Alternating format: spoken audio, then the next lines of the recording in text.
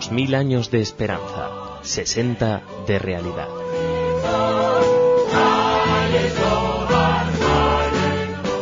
Hola, bienvenidos al programa 2000 años de esperanza, 60 de realidad. Hoy vamos a hablar con Edwin Yabo, portavoz de la Embajada de Israel. Ya lo conocen los oyentes de Radio Sefarad. Hola, Edwin. Hola. Bueno, contigo queríamos hablar sobre las relaciones que hubo más o menos entre los judíos y los árabes bajo el mandato británico. Fue una época muy complicada. Digamos que el primer paso que empieza este proceso sería la declaración de Balfour en 1917, ¿no? Y después la llegada de los británicos a Palestina, a la tierra de Israel. ¿Qué es la declaración? Bueno, la declaración es el principio de la cristalización de algo que es ciencia ficción. Es increíble, es una idea de locos. Era la de instaurar el Estado de Israel, refundar el Estado de Israel para los judíos que estaban dispersos luego de 2000 años por todos lados, por toda Europa, por todo el mundo.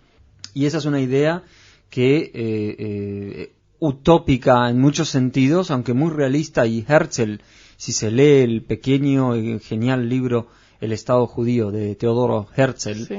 Él, las primeras páginas, se desvive por asegurar que esto no es una utopía. No se trata de la ciudad de Jerusalén en el cielo. Se trata de un proyecto, es un programa político concreto que se puede realizar, por más loco y disparatado que el programa político aparente ser. Y es la instauración de un Estado judío. En cualquier lado era disparatado pensar en la instauración de un Estado judío, y mucho más en el Medio Oriente, porque en la época de Teodoro Herzl existía en ese lugar como soberano de esos territorios, pues un imperio que ya llevaba 500 años de existencia. Pensar que ese imperio, el Imperio Otomano, iba a permitir la instauración de un Estado judío en Medio Oriente era ridículo. Increíble, sí. Y de repente en 4 años la historia cambia. Lo que es imposible que cambie, cambia. Y por la Primera Guerra Mundial, este gran imperio, como otros que existían durante muchísimo tiempo, dejan de existir. Y eso realmente es casi milagroso. Es realmente casi milagroso. 1914 a 1918... es la Primera Guerra Mundial, y entre tanto, bueno, cae el Imperio Otomano bajo la fuerza de los ataques de los aliados franceses y británicos. La declaración Balfour es, por lo tanto, cuando los británicos toman el poder, el control sobre el terreno de Medio Oriente, bueno, es la declaración británica. En realidad es antes de que tomen posesión verdadera, es la declaración británica por la cual se dice que la corona ve con buenos ojos la fundación de un Estado, un hogar nacional para el pueblo judío. Hay que pensar que en esa época también los británicos buscaban alianzas para poder combatir contra el Imperio Otomano. Una de ellas es con el pueblo judío y otras es a través de Lorenz de Arabia con los tribus árabes de la zona, ¿no? Claro. Es un ejercicio doble que se hace con la intención de hacer un frente común frente al Imperio Otomano. Y en esos primeros años la relación entre los judíos, la idea nacional judía y la idea de Faisal Hussein, digamos, de la parte árabe, era de convivencia, era de completa convivencia. Hay que simplemente leer lo que Faisal Husseini habla en la reunión que luego de la Primera Guerra Mundial se hace en Versalles, para ver qué se hace con los países con el colonialismo en forma general, y qué se hace con los países en Medio Oriente en particular. Y Faisal Husseini está de acuerdo en la instauración de un país judío en la Palestina mandatoria. Está de acuerdo porque él entiende que los judíos van a traer progreso a la zona. Te estoy hablando de 1919. Okay. Es increíble, realmente increíble, es fascinante. Sí. Y la idea de los árabes, de los palestinos, que después se llaman así como un pueblo, como con ideas nacionales propias, ¿cuándo empieza esto? Es muy reciente, es realmente poco tiempo después de 1919, es entre 1919 y 1947, en realidad es antes, si no me equivoco, es antes del 22, es donde se produce el switch, donde hay el cambio a una postura política de confrontación y enfrentamiento entre los judíos y los árabes que subsiste hasta hoy en día. Pero la idea nacional palestina es una idea inexistente en 1919, en 1920, hasta que las potencias Francia y Gran Bretaña se dividen el territorio y Siria queda de un lado, porque el centro, en realidad, la capital era Damasco de toda esta región. Sí. Y no había una diferencia étnica, ni religiosa, por supuesto, ni idiomática entre los árabes que vivían en toda esta zona. No había ninguna diferencia. Además, aquellos que, incluso en aquella época, había claros consejos, se podría decir, o directivas por parte de líderes árabes que se oponían a hablar de una minoría palestina, que no, que los palestinos y los sirios eran lo mismo y que Jordania y Líbano eran lo mismo, que eran la misma gente, que no existía tal cosa, palestinos. Todo empieza a ocurrir cuando se suceden estas divisiones políticas, ¿verdad? Esto lo digo sin ánimo de desvalorizar, digamos, la nacionalidad palestina como tal, que hoy es un hecho aceptado mundialmente. Sí. Simplemente es un hecho histórico al que me quiero hacer referencia, porque es claro que el mufti de Jerusalén, saliendo de la mezquita de Omar en Jerusalén, el día en que se entera que Damasco queda dividida políticamente de lo que es la región de Jerusalén, él dice claramente: ahora estamos solos, ahora tenemos que luchar por nuestra cuenta. Él se da cuenta que en ese momento, ahí es cuando nace la nación palestina, si se quiere, en ese momento, ¿verdad? Bueno, en los años 20, entonces, esta idea de convivir los judíos y los árabes empieza a cambiar. Me parece que el 29 fue uno de los grandes, digamos, pogromos, los ataques. Sí. La población árabe ataca de forma muy violenta a la población judía, ¿no? Así es. ¿Eso surge por alguna razón específica? ¿Algo pasó en este año o...?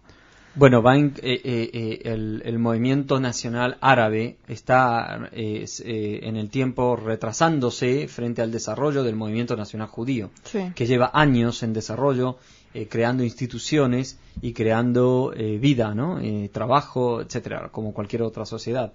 Pero esos son los momentos en que empieza a haber la confrontación. Es realmente un acto terrible lo que sucede en ese año, principalmente en Hebrón, en la que se termina la presencia judía en Hebrón desde ese momento hasta el 67. La gran comunidad judía de Hebrón es masacrada en parte y expulsada a la otra. Y después, si nos llegamos ya a los años 30, creo que hay una de las cosas que pasan que tiene mucha influencia es el deterioro de la situación de los judíos en Europa. Los nazis llegan al poder y muchos judíos quieren huir de Europa y algunos de ellos, creo que la mayoría escoge ir a América, pero algunos de ellos también llegan a Israel y creo que eso crea una nueva frustración en la población árabe, ¿no? Que de repente se está quedando más y más como minoría, ¿no? Y en estos años, ¿cómo se desarrolla la situación, la relación entre los judíos y los árabes? Bueno, un poco para tomar en cuenta la postura árabe, los británicos instauran lo que se llama el libro blanco, ¿verdad? Entonces, durante el mandato británico se regulaba la inmigración judía a Palestina mandatoria. Pero en esa época en la que el pueblo judío estaba siendo expulsado, por un lado, de Alemania y perseguido para ser asesinado, y por otro lado, no había país que quisiera recibirlos abiertamente, el hecho de que se limitaba la inmigración judía en la Palestina mandatoria era realmente una sentencia de muerte. Y creo que también en los años 30 una comisión británica que llegó para tratar de ayudar, porque en el 36 hubo otra serie de ataques muy grandes, me parece, sí, en otra serie de pogromos. Los británicos mandan una comisión para ver cómo se puede resolver la situación, y creo que ahí ellos ya proponen partir la tierra, ¿no? Esta idea de crear dos naciones en la tierra de Israel, una cosa que hoy están intentando lograr esta cosa. Entonces, la primera creo que es la Comisión Peel, si no recuerdo, del 36, que propone un mapa y que es rechazada por todos. Sí, es rechazada por los árabes de lleno, de canto, de primeras. Y el gobierno judío en Palestina mandatoria no llega a pronunciarse una vez que hay este rechazo. Y creo que no es la única propuesta, hay varios intentos de partición. El más famoso es el de Naciones Unidas, ¿verdad? 181, ya no la Liga de las Naciones, sino Naciones Unidas. La 181, por la cual se hace una partición entre dos estados, uno árabe y uno judío, que es rechazado por el mundo árabe. Rechazado y sí aceptado por lo que Ben Gurión, por el futuro primer ministro del Estado de Israel. Esta aceptación es la que le da la legitimidad y el derecho de existencia al Estado de Israel en la comunidad de naciones. Y es por lo cual las Naciones Unidas acepta al Estado de Israel en su seno. La Segunda Guerra Mundial, ¿cómo influye en las relaciones en Israel, en lo que pasaba? Entre árabes y judíos, bueno, es una época durísima en la que los judíos que estaban en el mandato británico, en el territorio del mandato británico, tenían que decidir qué hacer exactamente, porque si luchaban por la independencia en contra de los británicos, estaban luchando también contra el aliado, uno de los aliados principales en contra de la lucha contra los nazis. Claro. Es cuando se acuña la famosa frase, bueno, lucharemos contra los británicos como si la Segunda Guerra Mundial no estuviera, y apoyaremos a los británicos como si nuestras intenciones de independencia no existieran. Entonces, como si los nazis no estuvieran. Contra los nazis, así es. Bueno, una situación muy difícil, muy precaria.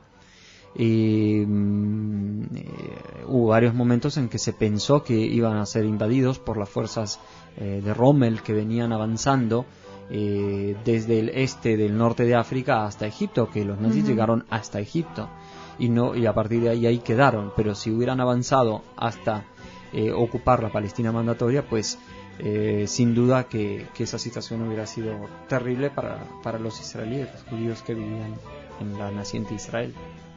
Bueno, Edwin, se nos acabó el tiempo. Bueno. Te agradezco mucho. Y muchas gracias. Gracias a todos. Hasta luego. Gracias.